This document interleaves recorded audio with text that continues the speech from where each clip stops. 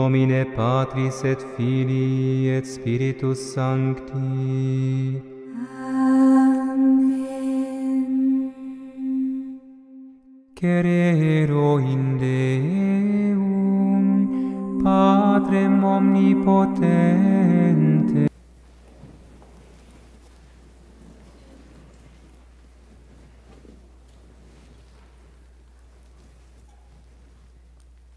Les Oblats ont une maison d'été à quelques kilomètres à l'extérieur de Rome, dans un petit village rural où les gens font l'élevage de moutons et cultivent des olives et des raisins.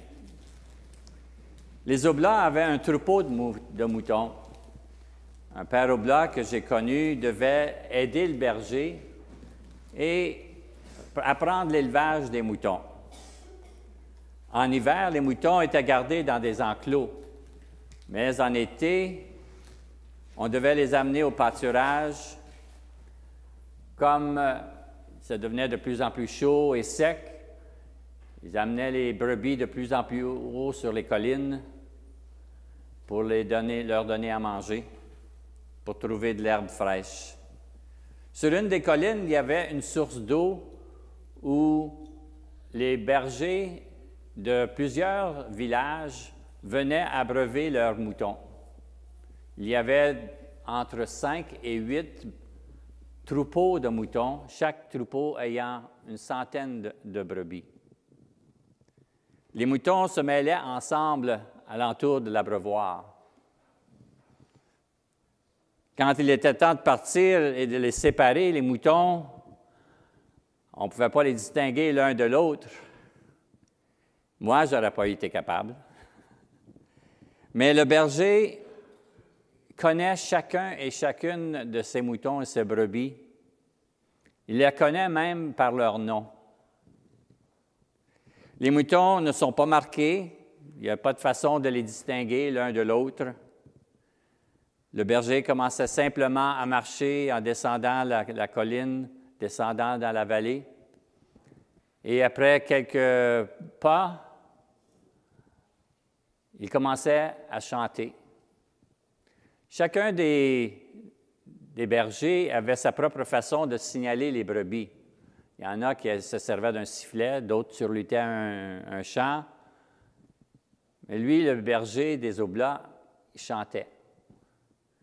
Puis aussitôt qu'il commençait son chant, les brebis qui avaient écouté levaient la tête et commençaient à le suivre parce qu'ils connaissaient leur berger.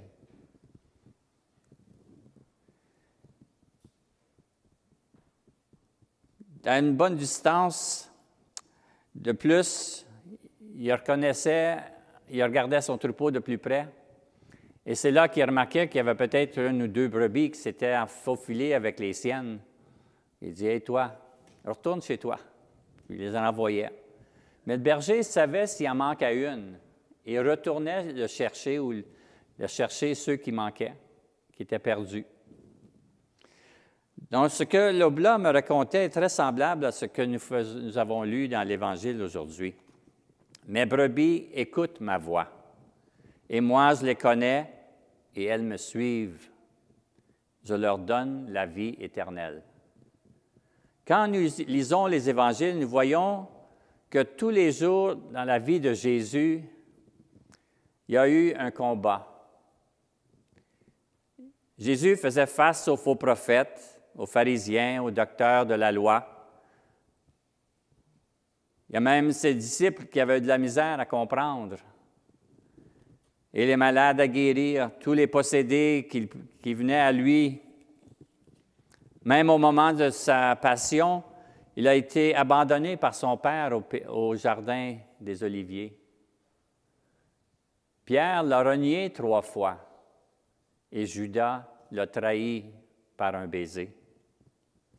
Jésus a dû affronter l'incrédulité et toutes sortes d'attaques. Un bon berger, c'est celui qui donne sa vie pour ses amis.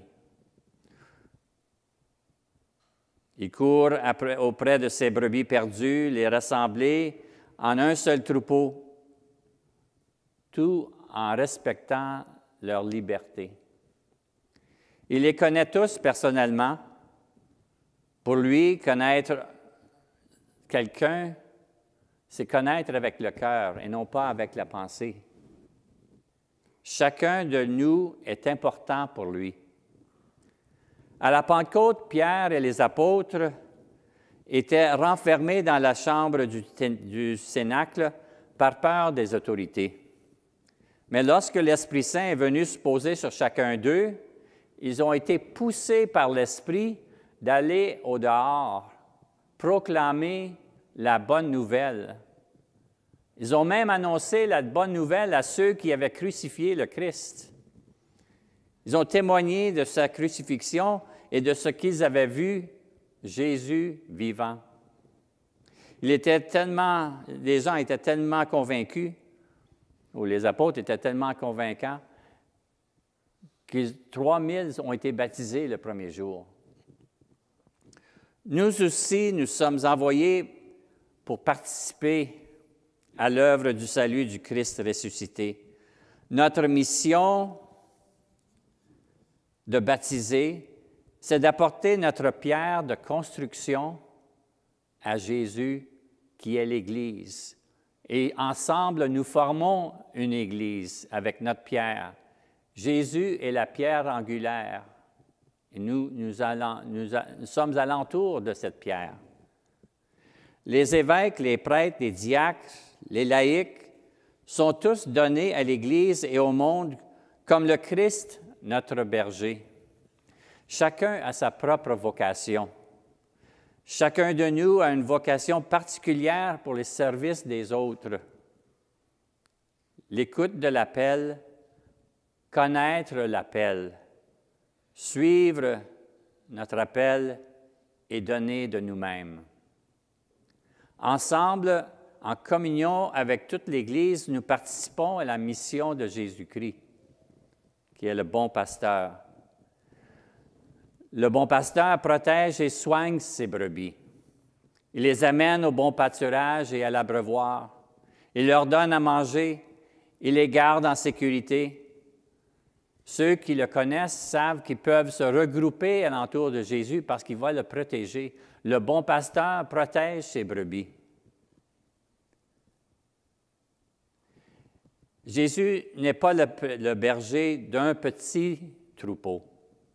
Il y a d'autres brebis dans plusieurs autres bergeries. Il s'en occupe aussi. Il veut les rassembler tous dans un grand troupeau. Jésus ne pense pas seulement aux bons chrétiens.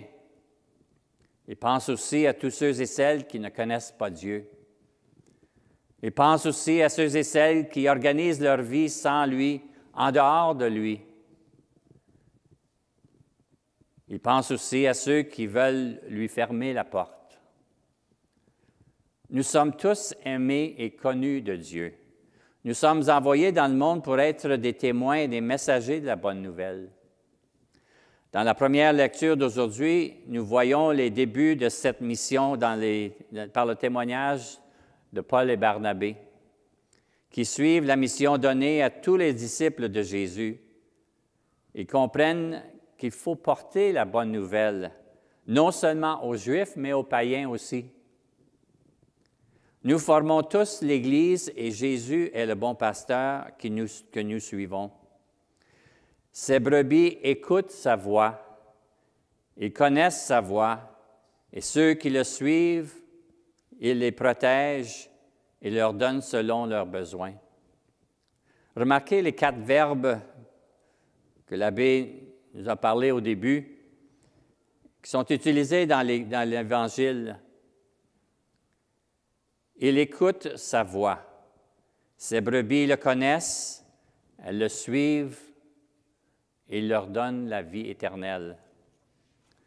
Beaucoup ont cru en Paul et Barnabé. Plusieurs refusaient de croire. Les disciples ont dû passer par des épreuves aussi. Là où ils étaient rejetés, ils secouaient la poussière de leurs sandales et partaient pour le prochain village.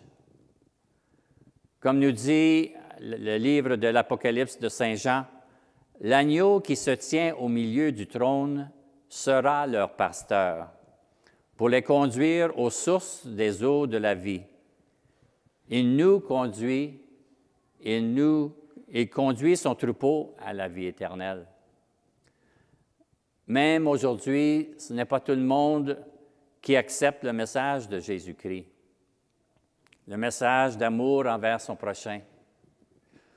Aujourd'hui, au nom de Jésus, des gens sont guéris de leurs blessures, de leurs maladies, des aveugles voient, des boiteux marchent, ils regagnent leur mobilité.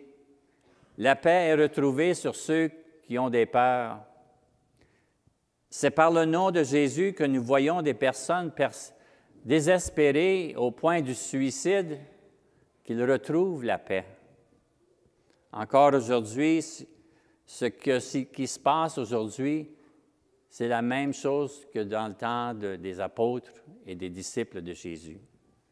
Ils cherchent à trouver les brebis perdues, ils cherchent à guérir les affligés. Le prophète Ézéchiel, au chapitre 34, verset 11, nous dit de Dieu, « Je serai moi-même le berger de mes brebis, et je les ferai coucher, dit le Seigneur Dieu. Je chercherai les perdus, et lorsqu'ils seront dispersés, je ramènerai les égarés, je soignerai les blessés et je fortifierai les faibles. » Ce que nous entendons, ce sont les tâches d'un bon berger. Aujourd'hui, en cette journée d'évocation, élargissons nos prières pour que chacun de nous puisse écouter sa voix, entendre puis répondre à son appel qui monte au cœur, au fond de notre cœur. Répondons à cet appel de Dieu par l'Esprit Saint. Prions qu'il ouvre nos yeux, nos oreilles, notre cœur, notre esprit, afin de reconnaître et de suivre la voie du bon pasteur. En ce dimanche du bon pasteur, prions aussi pour notre évêque, notre pasteur, l'abbé Christian, nos diacres, nos séminaristes, nos futurs prêtres et séminaristes, nos futurs diacres.